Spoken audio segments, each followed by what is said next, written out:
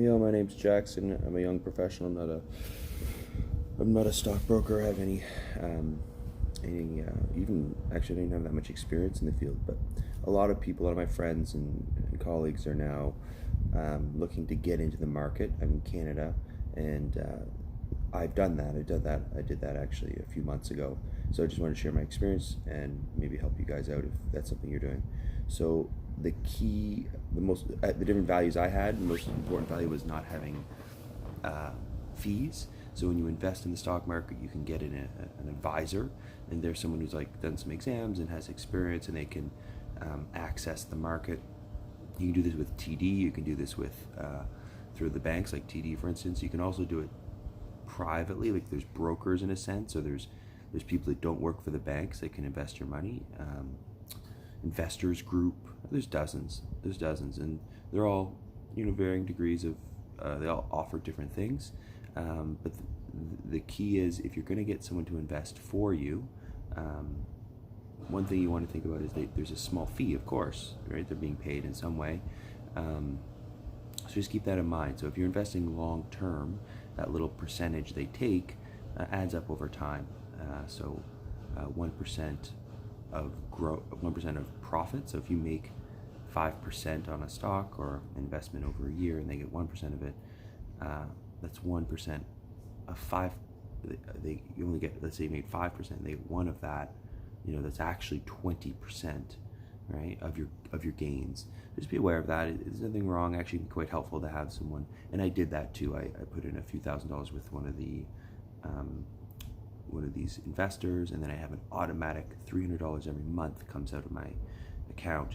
I wanted something I wasn't thinking about. It's actually for I have a daughter, a 2-year-old daughter, and I just wanted to put it away. I don't want to think about it. And I know that little percentage they take is taking away from my gains, but it's just in my mind, I found that convenient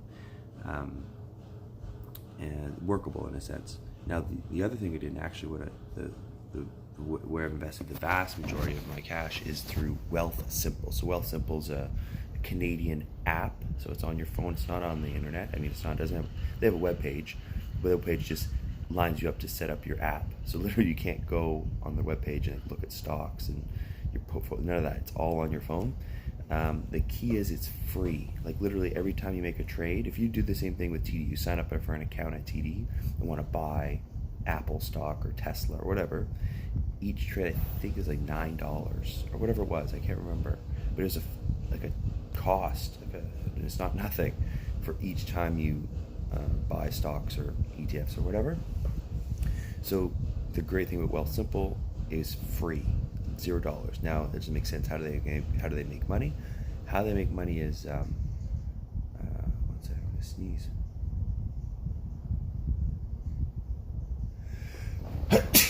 Pardon.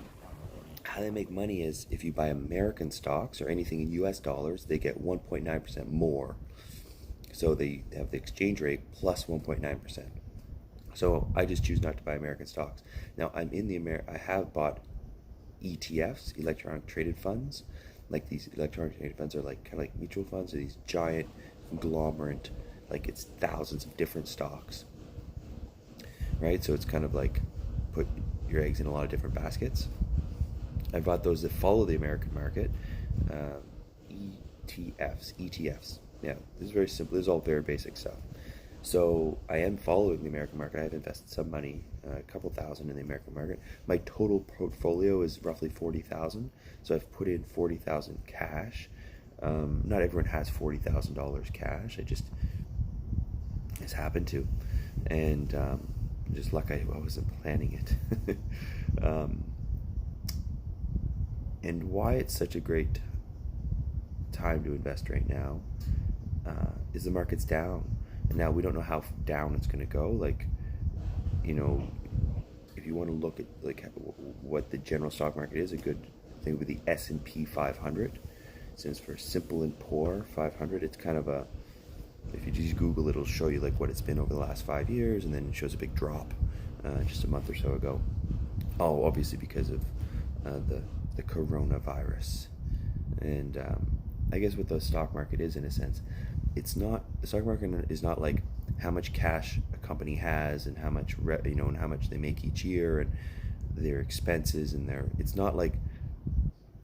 not the value of the company based on hard assets, and it's the stock market is the perceived value, and kind of in a sense it's the value that people think that stock will have in the future, because most people are buying stocks today and they expect tomorrow or next week or next month or next year it'll be worth so much, ideally more, usually. So just know that very few, like the stock market crashed the way it did, it didn't mean that all that money disappeared. It's not like overnight companies lost all their money. It's that we, the people who buy stocks, didn't believe that companies were going to be making money and being profitable next year.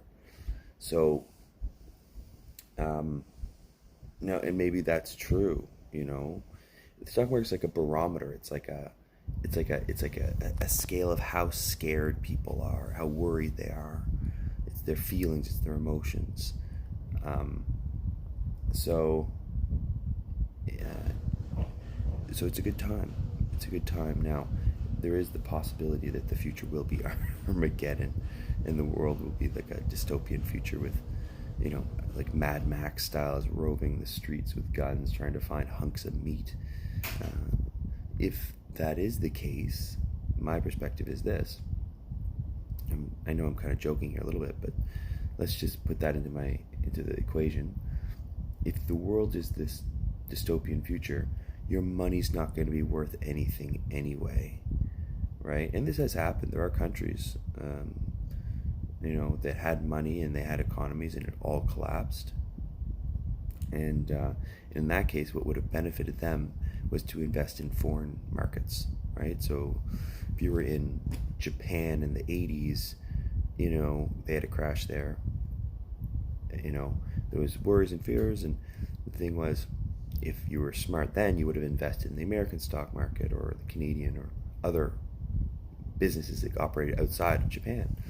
So there is kind of smart thinking that can avoid you losing all your money and your country going to shit, but you still having money. That's possible. But one thing I want to point out about this, unlike in Japan in the 80s, right now the thing we're dealing with is everywhere. There is no unaffected economy. There's no unaffected place. Now there are obviously some countries that are doing less and doing more, but regardless, if the world is a dystopian future, it's going to be the whole world. An example of this would be in Greece. 15-ish years ago, Greece had a problem in their banking system. I can't remember what it was, but overnight, the Canadian economy was affected. Huge drops, and gas became more expensive, and everything got all screwed up. And we're people in Canada and other parts of the world were what's going on? Did we have some sort of recession based on a mortgage crisis like happened in the US? Nope. It was literally Greece, which is I don't know if you don't know, but Greece is a small country in Europe, and they had done for a number of reasons, their economy had crashed, and there's some banking stuff that led to that. I just want to point out that affected us here in Canada. It affected everywhere. And the same thing in the US happened in 2008. There was a mortgage crisis. They were giving out mortgages to people that shouldn't have had them, right? And then they couldn't pay them, and then it's well known this, but the mortgage situation, I think it was Florida was the main one, or around the US, because the Americans had poor regulations. In 2008, the entire world economy crashed, right? The value of stocks for Chinese companies went down everywhere, Australia. So what I'm pointing to is that we no longer live in a place where you can have a problem in one place and not affect another. We're a global economy now. So if all of this is to say one point, if the future is dystopian, if the future is this Mad Max style, where the world collapses, the whole world is going to collapse. There's not going to be a, just Greece collapses. We're all connected intimately, and we all need every other part of the world to function at our current level. So if you're thinking, I want to save my money in cash and gold bars because the future is going to be dystopian, those gold bars aren't going to get you anything. A Canadian dollar, Australian, doesn't matter what currency you have. Either we're all going to fail or we're all going to succeed. And either way, if we're all going to fail, your money doesn't mean anything. If we're all going to succeed, get your money in the stock market, because that's, because it's going to go up, way up. Now, specifically what to invest in, there's many different options. Personally, I've done a lot of ETFs, electronic traded funds, because they don't have fees. There's a whole bunch of different terms. There's managed funds. That means there's a guy in New York, right, in Manhattan, who oh, we're going to get more of this and we're going to sell this off, and they're going to manage what's involved, what companies are in that ETF. And there's unmanaged ones. The unmanaged ones are a little cheaper, but they're just electronically traded. It's just like algorithms that pick what stocks are in the portfolio. So do that. That's what I did. Also, you can buy into banks, Toronto Dominion Bank and Bank of Montreal and CIBC. Those are all banks. Banks are relatively safe because if they fail, the Canadian government will bail them out. If you buy a marijuana stock, if the marijuana company goes down, there's no bailout, but there's more chance of making profit. The banks are down a huge percentage right now, and they may continue to go down, but at some point they're going to go up if the world survives. So banks, ETFs, those are very safe. What was the other thing I wanted to mention? There's something called dividends. So dividends, there's a little number. It's called dividends. It's called yield or something. Yield, and there's a percentage. That's the percentage you get back each year. So not all stocks have dividends. Dividends means the company, like a TD, Toronto Dominion Bank, I think they're at 5% or 7% or something like that. So every year, if you invest $100, if you buy a stock and it's worth $100, you're going to get $7 back, roughly. And some companies pay out dividends annually, like once a year. Some companies pay them out monthly, some every 4 months. But regardless, the percentage is an annual number, how much you get back annually. So that's not all stocks have dividends. So dividends are good, but makes the stock worth more. You have to pay more to get it and all that. So that's another thing to consider. So there's dividends, that's good. But companies that don't have dividends, like marijuana stocks, are fine. It's just, you're taking more of a risk when you go into other companies like oil and gas, like Enbridge or whatever. There's dozens. When you buy companies actually Enbridge does have dividends, but there are companies that don't have dividends. You're never going to, one day they will. They can, at some point, they can say, all right, we're making so much money with all this cash, we want to start giving to our investors. That happens at some point. Mostly that's the goal. That's what companies want to do, is they get to be so profitable, they're like, what do we do with this cash? We'll start giving it to our investors. And that drives the stock price up. People like buying. When that happens, prices go up. Okay, I talked about dividends. I talked about electronic traded funds. I talked about whether they're managed or not. Hedged. Electronic traded funds can be hedged. That means there's an insurance that you pay for. It won't go up as much, but it won't go down as much. It's kind of like an insurance. So a hedged ETF means it takes like a percentage or so of profit away, but it guarantees if it drops too much, it'll hold it up. There's all these kind of interesting financial tools that are put in, but hedged means it's safer, but you're not going to go up as high or as fast or as less likely to profit. But lower profits, but lower losses too. It's hedged. talked about that. Talked about dividends. I talked about. Yeah, Wealthsimple is the company that I used. It's been around for a decade or more. It's been around a long time. And oh yes, shit, I forgot to say. One very important thing, you have to use your tax-free savings account. Tax-free savings account. So a tax-free savings account, if you're Canadian, depending on how old you are, I'm almost 40, but when you turn 18, it becomes accessible to you, and every year it goes up in how much you can put into it. Mine's at 70,000 or something. So that means I could theoretically put in $70,000 into my tax-free savings account and invest it, like through Wealthsimple or TD, anywhere I want. Invest in the stock market or different things, and the gains I make, those dividends, and when I sell the stock and make a profit, hopefully, I don't pay tax on that. This is so important.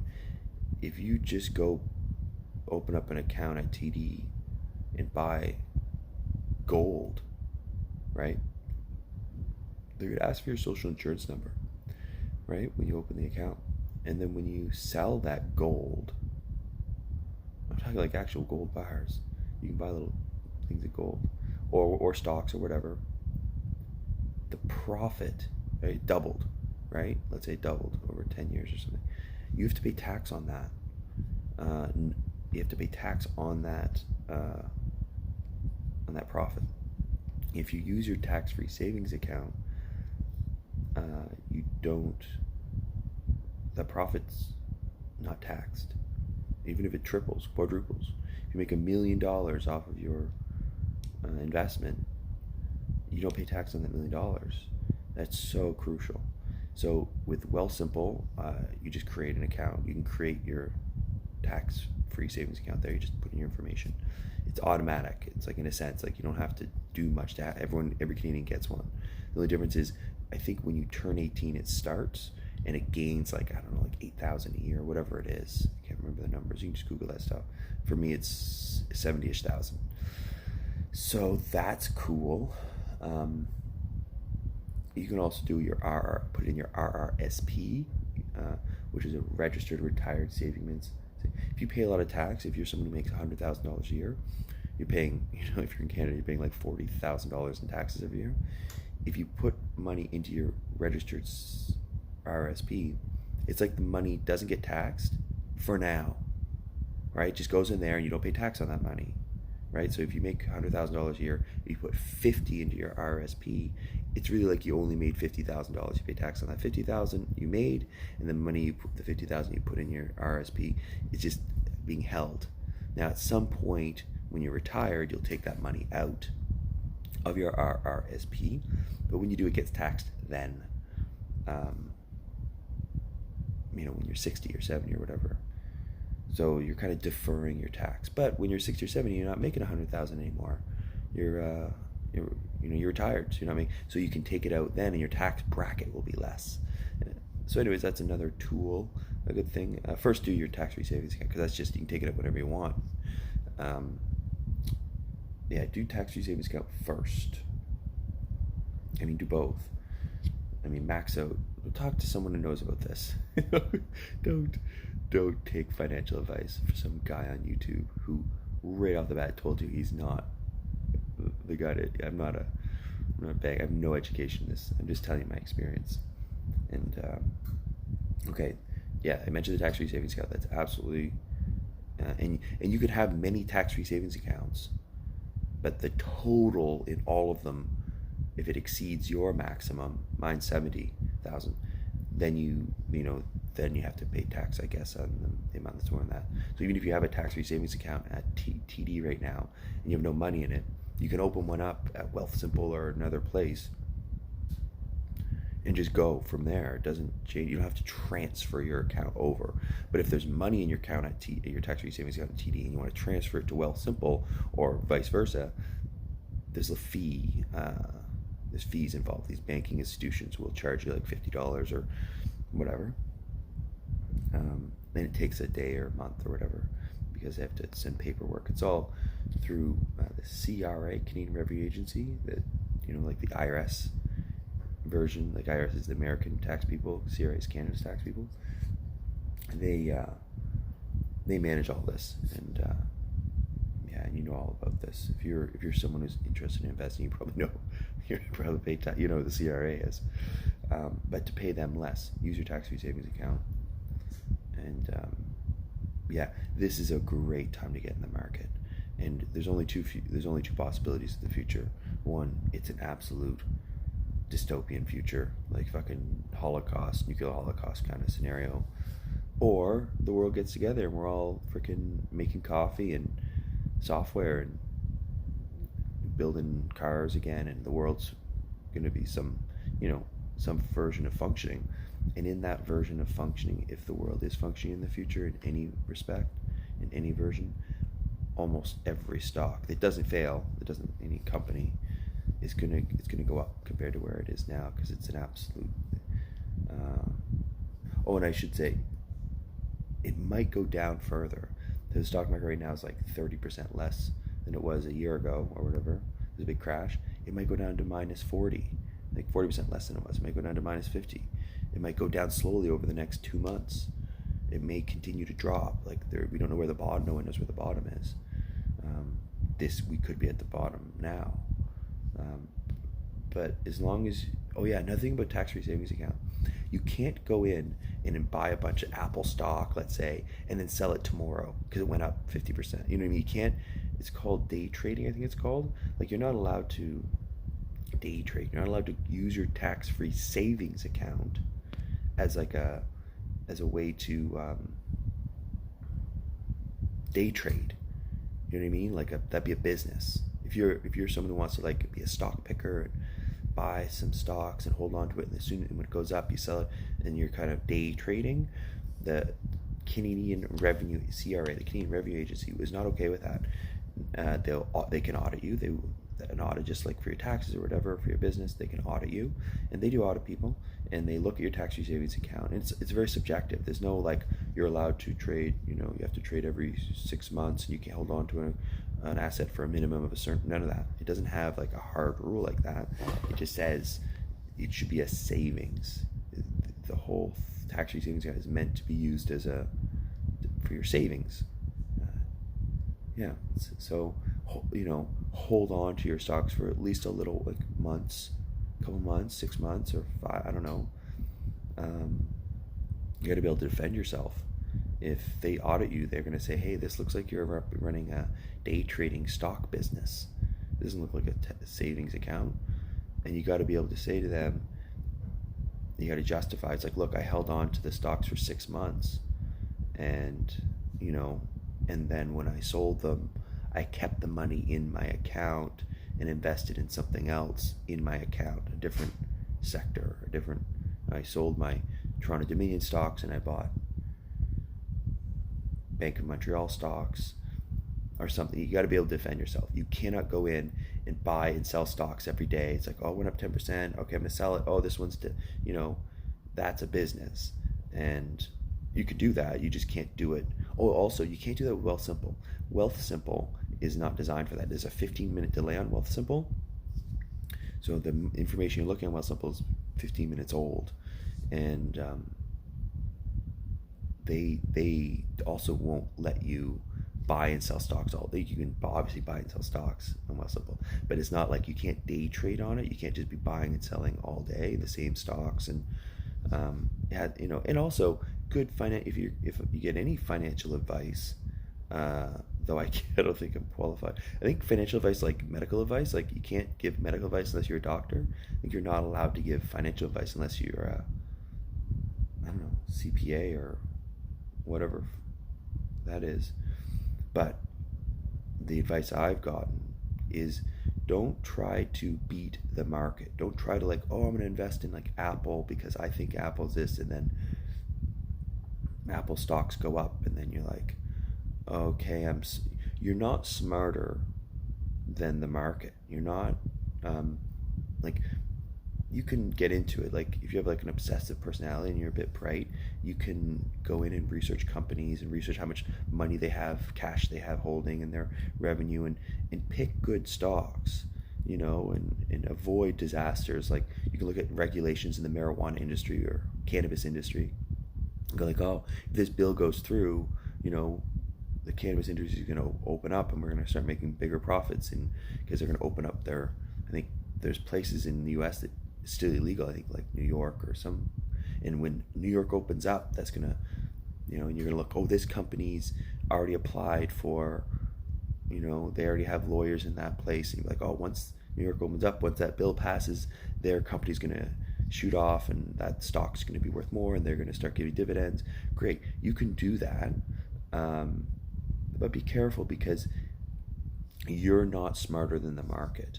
You might have less fear than other people. You can be more stable, right? But if you're going to go into the market and try to pick stocks and beat the market, you're gambling. And if you're a gambler and if you're using money you don't need and all, that's fine. But just be careful, because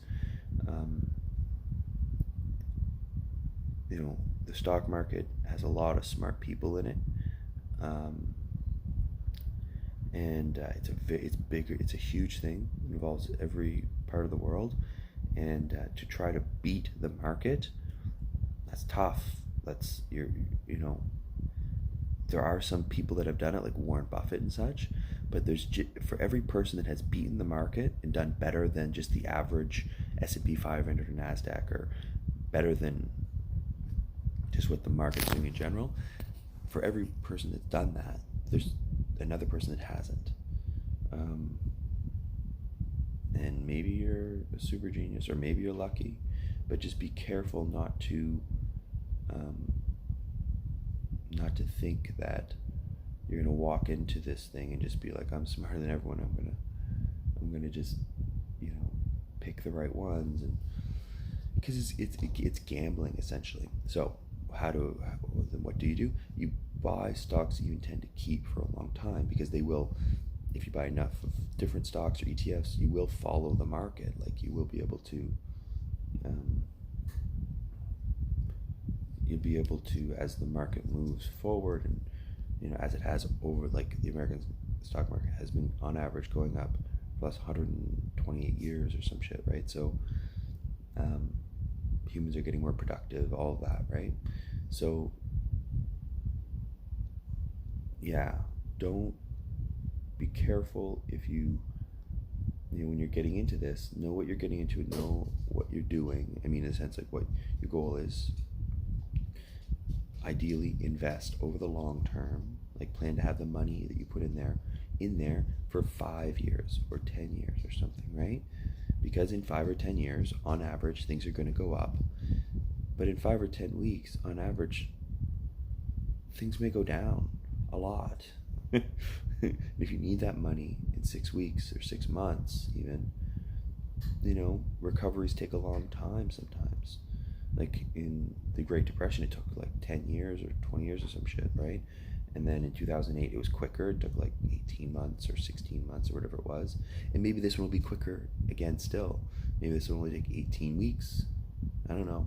But if you're someone who's kind of you have a proclivity to gambling, some sort of addictive personality, you find the stock market will be a painful place for you. So the financial advice that almost any sensible person would be is invest in the long term, expect to have the money in there for a long time, but gosh, it's a great time to get into the market. So that's all. Hey, that's my experience, that's my advice, I guess, which I don't think I'm allowed to give, but take that all with a grain of salt. I appreciate you watching.